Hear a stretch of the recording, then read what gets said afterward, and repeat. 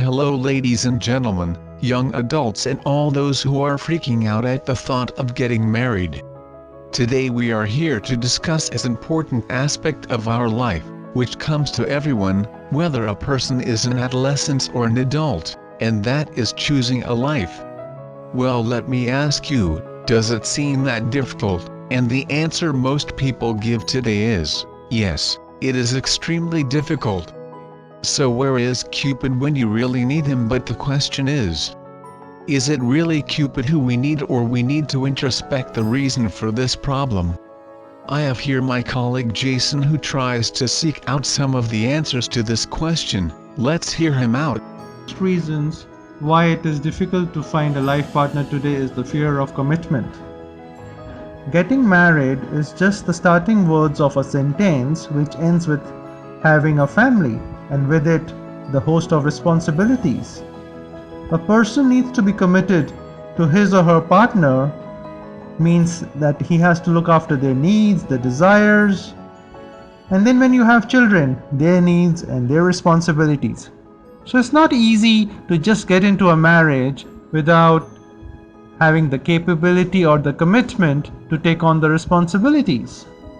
More so, now if you compare this with a person who is not married and is just dating, you see it's so easy for him to just stay in a relationship without having any commitments. So a person becomes much more free but irresponsible when he's not in a marriage. Some couples have commitment issues and never seem to want to accept the terms of being official.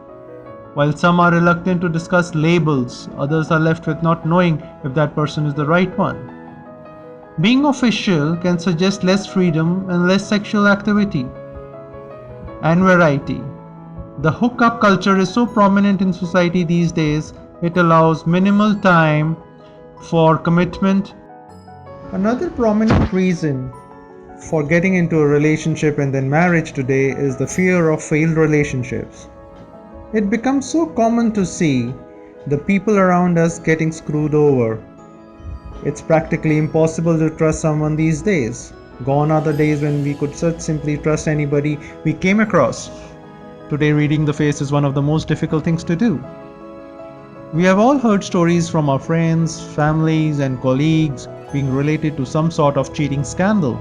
As a result, some of the major trust issues, while others might feel burdened with insecurity from their partner.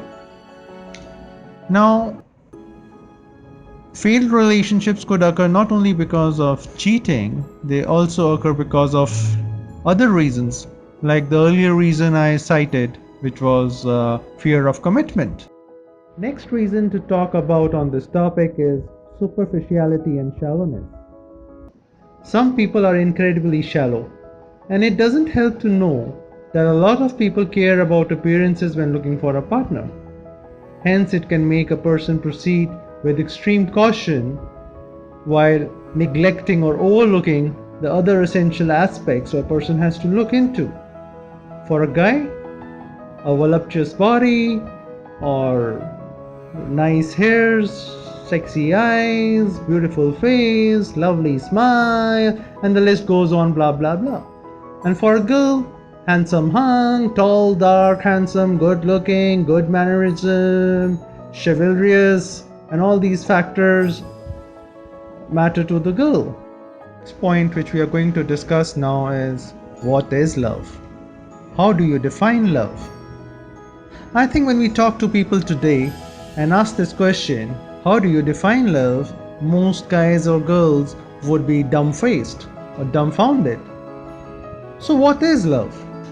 Well, love is a feeling of care. Love is a feeling of being responsible towards the other person, to be with the person in times of joy, in times of low, high, fear, risk, whatever. It's not like being friends of good times. It's like being friends of bad times too. So when you feel for a person extremely special, extremely concerned, extremely overt, that's the time you can come to a conclusion that you are in love.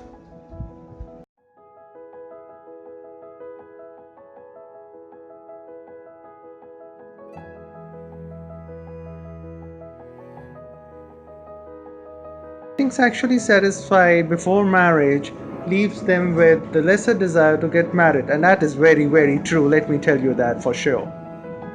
It is not uncommon these days to get involved in relationships, and dating is no longer simply dating. Much often, the physical needs of a man and a woman get fulfilled during dating itself. You all know when you guys first kissed, you all know when you held your hands together, and you all know when you guys were in bed dancing. Sex before marriage is no longer a taboo. In fact, physical compatibility has become a prerequisite to healthy dating.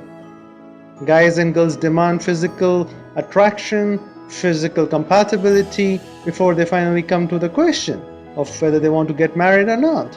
Given this scenario, the sexual urge gets satisfied without foregoing any loss of independence or committing oneself onto a marriage. Earlier, the urge to get sexual needs satisfied would push the youngsters to get married early. Now the thinking is, sex is not the reason to get married, give me another good reason. Well, another retarder today to the process of getting married is internet. We all love internet. It makes easy, borderless networking with people possible at almost no cost. Today, social media like Facebook, online chatting sites, dating sites, and much more make it so easy to hook up a virtual mate. Let me remind you, virtual. That's the keyword. In virtual world, the chances are less that a person in the other corner of the world chatting with you is genuinely reflecting his or her true self. But the person does ensure that your mind is satisfied to feel that this type of person is your type. This leads to a psychological issue and prevents a person from finding a person in real life to meet and settle down with. Come on, have a real person in front of you and then decide, rather than just let your mind work for an unknown person you have never seen. The virtual phenomena, though it involves mind-to-mind interaction leading to developing infatuations and relationships, but it is still not too realistic, I think. It's too far-fetched, as is in the real world dating. We end up spending couple of years chatting on the internet with a person only to later realize that either it's just impossible to travel thousands of miles to meet the person due to financial or non-financial restraint, or that the other person is not so serious about that relationship as we were, simply because he or she had nothing to lose other than passing time on the internet till they found someone real.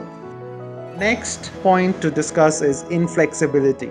Flexible you are. Some people are indeed flexible, I know. I can tell you on a lighter way, I am extremely flexible. But some people aren't. No one is perfect, and marriage is all about take some, give some, be flexible to the other person. 100% perfection doesn't exist. Life is a compromise, and same is true in relationships and marriage. You can dream of the most beautiful woman or the most handsome hunk, but in reality, life moves on once we are prepared to make compromises. You get some things, you miss some things, but in totality, it has to be a reasonable mix. Never mix a kind heart and superficial features which fade with age. To compromise, one needs to be flexible. Let go certain traits in the other person if generally the person is a nice person. And lastly, when do you pop out the question before it's too late? This is also very important. You must be very calculative in this, sorry, but that's true. You need to know when to pop out the question before it's just too late. It often happens in life, and it's true, it's happened with most of us. We came across someone we developed special feelings for, but we would not muster the courage to express ourselves. And by the time we are able to get to terms and muster the courage, the other person's already hooked to his or her partner or already married. Too bad, isn't it? So men, show to the world you have balls. If the girls give you the right signal,